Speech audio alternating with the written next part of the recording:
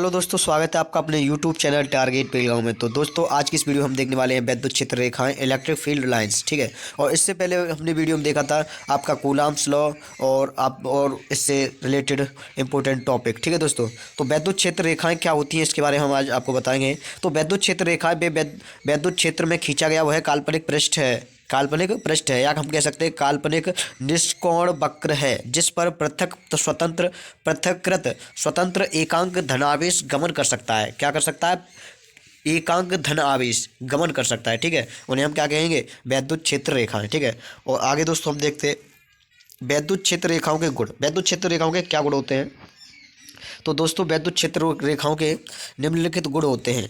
जैसा कि आप देख पा रहे होंगे, वैद्युत क्षेत्र रेखाएं धनावेश से प्रारंभ होती हैं और ऋणावेश पर समाप्त हो जाती हैं। वैद्युत क्षेत्र रेखाएं होती है वो धनावेश आवेश से प्रारंभ होती हैं और ऋणावेश पर समाप्त हो जाती हैं। नंबर दो, एकल आवेश की स्थिति में वैद्युत क्षेत्र रेखाएं अनंत से प्रारंभ होती हैं अथवा अनंत पर समाप्त हो जाती हैं। नंबर 3 देखो, वैद्युत क्षेत्र रेखा के बीच के किसी बिंदु पर खींची गई स्पर्श रेखा उस बिंदु पर परिणामी वैद्युत क्षेत्र की तीव्रता को प्रदर्शित करती है। ठीक है दोस्तों। अब नंबर 4 देखते हैं, दो क्षेत्र रेखाएं एक दूसरे को कभी नहीं काटती। देखो, ये चौथा पॉइंट है, दो क्षेत्र रेखाओं एक दूसरे को कभी नहीं काटती। क्यों नहीं काटती, इसका रीजन हम बताएंगे। ठीक है दोस्तों, दो क्षेत्र रेखा एक दूसरे को कभी नहीं काटती। और इसके नीचे लिखा है, दो क्षेत्र रेखा एक दूसरे को क्यों नहीं काटती। ये देखो, पूरा आपका ये प्रश्न है, यहाँ पे हम इसे बताएंगे। ये very very very very most important आपका ये प्रश्न है। तो दोस्तों, इसे नोट कर लेना है कॉपी में। तो दोस्तों, ये very very very very important है। यहाँ पे ये पूछा जाता है कि दो स्पर्श रेखाएं एक दूसरे को कभी क्यों नहीं काटती। देखो, तो हम आपको यहाँ पे बताएंगे, यदि दो क्षेत्र रेखाएं एक दूसरे को काटती हैं तो प्रतिच्छेद बिंदु पर दो स्पर्श रेखाएं खींची जा सकती है। कितनी स्पर्श रेखाएं खींची जाएंगी? दो। ठीक है। जिसका अर्थ है यह हुआ कि प्रतिच्छेद बिंदु पर वैद्युत क्षेत्र की दो दिशाएं हो जाएगी, जो कभी संभव नहीं है। यदि हमें किसी अगर दो स्पर्श रेखाएं एक दूसरे को काटेगी तो प्रतिच्छेद बिंदु पर दो दिशाएं हो जाएगी। कितनी दिशाएं हो जाएगी? दो दिशाएं, जो कभी संभव नहीं है। ठीक है दोस्तों।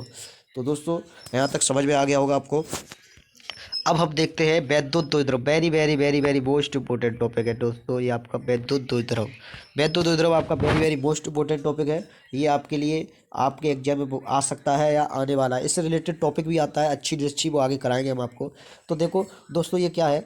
अल्प दूरी पर स्थित दो समान परिणाम के विजातीय। कितने? अल्प दूरी पर। अल्प का मतलब होता है कम से कम। जैसे 2 है, यहाँ क्या मान लिया हमने? 2 है। ये क्या मान ली? अल्प दूरी पर। जब मान लें यहाँ पे कोई वैद्युत द्विध्रुव है। ठीक है। यहाँ पे देखो, ये वैद्युत द्विध्रुव है ए और ये बी। ठीक है। और यहाँ से अल्प दूरी इसकी मान लो 2L, यहाँ मान लिया ए। क्या मान लिया यहाँ पे? ए। और जो ये वैद्युत द्विध्रुव होता है वो दो समान। कितने? दो समान। सजातीय का मतलब होता है समान, विजातीय का मतलब होता है सजातीय का मतलब होता है समान, और विजातीय का मतलब होता है अलग अलग। ठीक है। विजातीय आवेशों के निकाय को वैद्युत द्विध्रुव कहते हैं। देखो, परिणाम में समान कैसे होने चाहिए? परिणाम का मतलब जो इसका मैग्नीट्यूड होता है, जैसे मान लो आवेश Q1 बराबर मान लिया हमने -5 कूलाम। ऐसे ही हम मानेंगे, यहाँ पे देखो कलर चेंज कर लेता हूँ मैं। ऐसे ही हम यहाँ पे मानेंगे Q2 बराबर 5। कितना? 5। और Q बराबर -5 माना था। ठीक है। Q1 बराबर हमने माना था -5। Q2 बराबर मान रहे हैं हमने खाली ओनली 5। ठीक है। तो यहाँ पे क्या है? ये समान है। इसका जो मैग्नीट्यूड है, जो परिणाम है, वो क्या है? 5 और 5 दोनों समान है। लेकिन आवेश देखो, यहाँ पे Q1 माइनस का है और यहाँ पे Q2 प्लस का है। तो दोस्तों, हमें कैसे याद करना है? हमें याद करना है, यदि अल्प दूरी पर स्थित दो समान, हम क्या कहेंगे? वैद्युत द्विध्रुव वह निकाय है। क्या? वैद्युत द्विध्रुव वह निकाय है जो दो समान परंतु विपरीत प्रकार के आवेशों से मिलकर बना होता है। दोस्तों, चाहो तो ऐसे भी लिख सकते हो जैसे मैं बोल रहा हूँ। वैद्युत द्विध्रुव वह निकाय है जो दो समान परंतु विपरीत प्रकार के आवेशों से मिलकर बना होता है, जिनके बीच की दूरी अल्पतम होती है। क्या होती है दोस्तों? अल्पतम, जिसे हम 2A कह सकते हैं या 2L कह सकते हैं, जो आपकी मर्जी उनसे आप कह सकते हो। तो दोस्तों ये क्या हो गया आपका वैद्युत द्विध्रुव। ठीक है, अब देखो दोनों आवेशों के बीच की दूरी को द्विध्रुव लंबाई तथा दोनों आवेशों को मिलाने वाली रेखा को वैद्युत द्विध्रुव अक्ष कहते हैं। तो दोस्तों ये आपको यहाँ पे पता चल गया। अब यहाँ पे देखो ये प्लस क्यू है और ये माइनस क्यू है, तो वैद्युत द्विध्रुव की क्षेत्र रेखा है। ये प्लस से देखो निकलती हुई दिखाई दे रही है और देखो ये माइनस में अंदर आती हुई दिखाई दे रही होगी आपको। ठीक है दोस्तों, यहाँ पे ये आती हुई दिखाई दे रही है और यहाँ से ये देखो दोस्तों निकलती हुई दिखाई दे रही होगी आपको।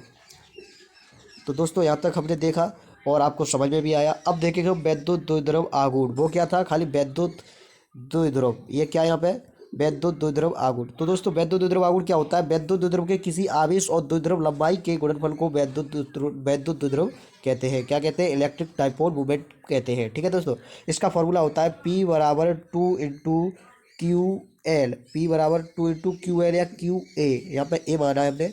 ठीक है, तो दोस्तों यहाँ तक आपको समझ में आ गया होगा।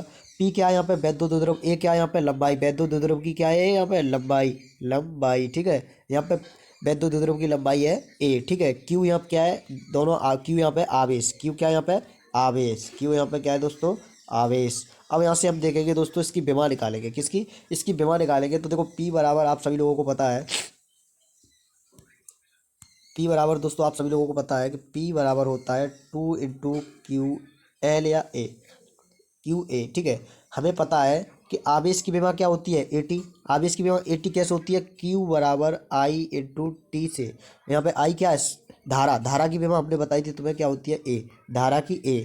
और समय की क्या होती है, समय की होती है T, समय की क्या होती है T। तो यहाँ पे इस आवेश की क्या हो गई AT, आवेश की विमा क्या हो गई AT। ऐसे ही दोस्तों हम देखेंगे आवेश की पता चल गई, लंबाई क्या है मीटर में नापी जाती है, किस में नापी जाती है मीटर में। आपको मैंने बताया था लंबाई, चाप, त्रिज्या, बेग, विस्थापन, ठीक है सॉरी बेग और चाप, कोण, ठीक है ये क्या है आपकी सब टोटल या मीटर में नापे जाते हैं। तो इनकी बेमा क्या लिखेंगे हम एल, क्या लिखेंगे एल। तो इसकी बेमा क्या हो गई क्यू। ये दो क्या हमारे कांस्टेंट रहते हैं तो इसमें की कोई बेमा नहीं होती है, तो यहाँ पे लिख दो ATL, क्या हो गई ATL। पूरी बीमा क्या होगी हमारी अटल, क्या क्या बोलेंगे इसे हम अटल। P बराबर इसकी ये विमीय सूत्र है, क्या है विमीय सूत्र, विमीय सूत्र। ठीक है, ये विमीय सूत्र है, पूछा जाता है, वेरी वेरी मोस्ट इंपोर्टेंट। अब दोस्तों हम देखेंगे इसका मात्रक कैसे निकालते हैं। तो मात्रक क्या होता है इसका, P बराबर हमें दिया है 2 × QA, बात एक ही है, कोई दिक्कत नहीं, आगे पीछे लिख दिया हमने, या 2 × QL लिख दो या P × QA। ठीक है, तो यहाँ पे देखो आवेश का मात्रक क्या होता है कूलाम, आवेश का मात्रक क्या होता है यहाँ पे कूलाम, मात्रक निकालना है इसका।